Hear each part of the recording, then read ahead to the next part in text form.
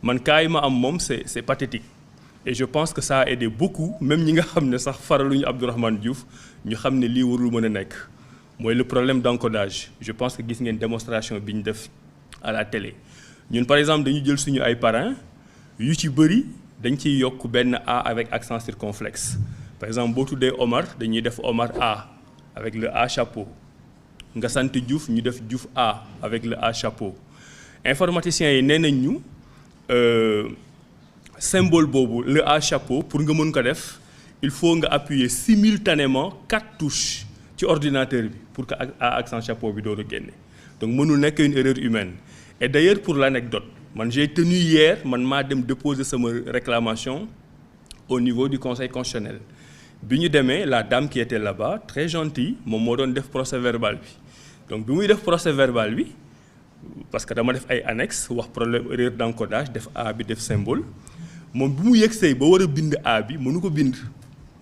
toog na 5 minutes fas fu ne bës na ko ci ordinateur bi mënu ko bind ba finalement pour mu génn ci dafa obligé ci procès verbal mu def entre parenthèses voire requête du candidat parce que mënu ko bind parce que A boobu kenn mënu ko bind donc man j'en ai énormément ci sama fichier boo xam ne A yooyu daf ci yokk donc c'est clairement de leur responsabilité te foofu ma préciser ci benn point juridique boo xam ne dinañ ci ñëwaat le conseil constitutionnel le 24 novembre bii passé la jël sa décision numéro 1 décision boobu ci lay interpréter plus ou moins le code électoral pour wax moom nan lay caytoo parrainage am na ci yu mu respecté am na ci yu mu respecté wul ci yu mu respecté wul par exemple tirage au sort bi ça aussi je pense pour les experts c'est important de le mentionner code électoral bi dafa wax clairement que ne bu ñu la contrôler dañ lay notifier ce résultat parrainage nga am 48 heures pour ñëw régulariser donc ñi nga xam ne dañu ñëw le premier jour samedi ñu contrôler leen ils doivent revenir 48 heures après ki ñëw dimanche ñëw 48 heures après mais bi ñu demee ba week-end bi jeex ba le 2 conseil constitutionnel xam ne notifié wul candidat yi jëkk jàll ci lañ génne un communiqué bon dans leur jargon ils disent que en toute matière voilà le conseil constitutionnel prend des décisions donc boo suivre seen logique même ce communiqué là qui n'a aucune base légale peut être considéré comme une décision du conseil constitutionnel léegi ci communiqué boobu la ñuy wax ne dañuy bàyyi ba candidat yëpp jàll ñu notifier leen le même jour jox leen ñoom ñëpp 48 heures loolu c'est une rupture d'égalité entre les candidats parce que candidat bi jàll le premier jour moom en réalité il a eu presque 10 jours pour wuti ay parrains pour régulariser ak ki nga xam ne mu ngi jàll le dernier jour il a eu que les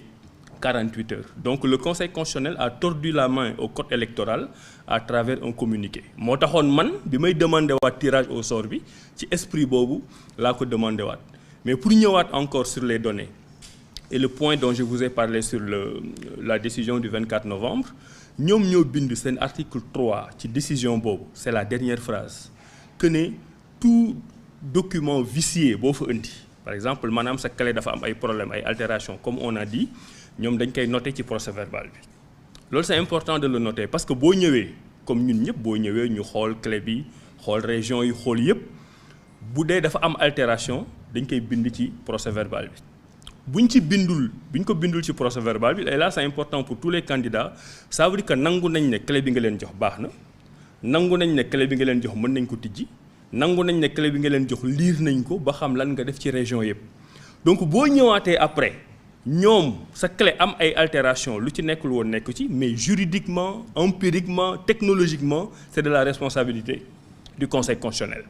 parce que foofu ñoom ñoo tënk seen bopp parce que ñoo ne la bu clé bi baaxul dama koy bind nga ñëw ñu xool ne la sa clé baax na boo ñëwaatee gis ci ay A comme man ni ma ko defee wala nga ñëw comme Mimi nga gis ay régions yu ñu dindi wala leneen ak leneen c'est de leur responsabilité et s'ils suivent cette logique-là ça veut dire que processus bi yëpp dañ ko war a reprendre en cause parce que tout le monde s'est plaint des clés. Deuxième problème bi nga xam ne mën naa wax ne moo ma éliminé entre guillemets ñun ñëpp on est dans un pays francophone on travaille en français nos ordinateurs sont paramétrés en français mais moi j'ai eu des milliers de dates d'expiration yoo xam ne dañ ko intervertir jëlee ko français def ko anglais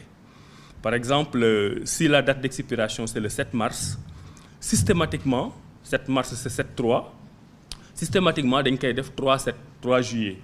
xam nga loolu du erreur humaine parce que mën nga juum bu dee date d'expiration bi c'est le 7 mars nga def le 28 août mais systématiquement et li ma c'est des milliers dans mon cas man mën na leen mais bu doon damay saisir en anglais dans un ordinateur en anglais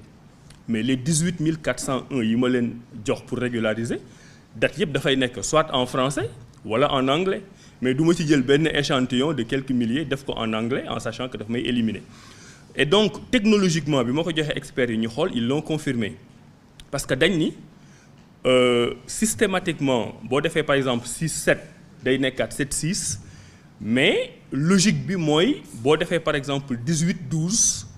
xam nga mënul nekk 12 18 parce qu'il y a pas de 18e mois donc interversion yooyu mu ngi arrêté au 12 de chaque mois et loolu c'est le nombre suffisant pour m'éliminer donc boo jëlee les problèmes d'encodage AI nga xam ne mënuma ko ci def ñoom ñoo ko ci def erreur la sabotage la je ne sais pas mais mu ngi ci nga jël les dates yu ñu intervertir nga xam ne pour man c'est pas anodin yooyu moo tax ñu ne le candidat Abdourahmane Diouf matalul li nga xam ne moom lañ def hier j'ai pris un huissier mu ñëw en toute honnêteté constaté ko ñu dem déposer ko au niveau du conseil constitutionnel foofu laay terminer sur 2 ou 3 points rapidement am na yoo xam ne dégguma tam ñu wax ci lu bëri sànq Cheikh Alassane maa ngi lay nuyu yaa ngi wax candidat yi nga xam ne dañuy xeexante seen biir am na yu bëri yu ñu war a wan ak yenn candidat mais waxuñu leen ko gis nañ ne tey ñoom déposé nañ ay recours contre tout le monde man je pose une question j'ai fait des investigations je suis sûr à 90% mais am na lu ma ci leerul j'ai cru comprendre que ñi nga xam ne dañu déposé comme député dañu indi ay liste ñu vérifier ndegam liste député yi ñu indi ñu ngi assemblée nationale et j'ai cru comprendre que assemblée nationale envoyé nañ la liste des députés mais il y a un deuxième problème pour le seul candidat qui a déposé les maires et les présidents de conseils départementaux man day Abdourahmane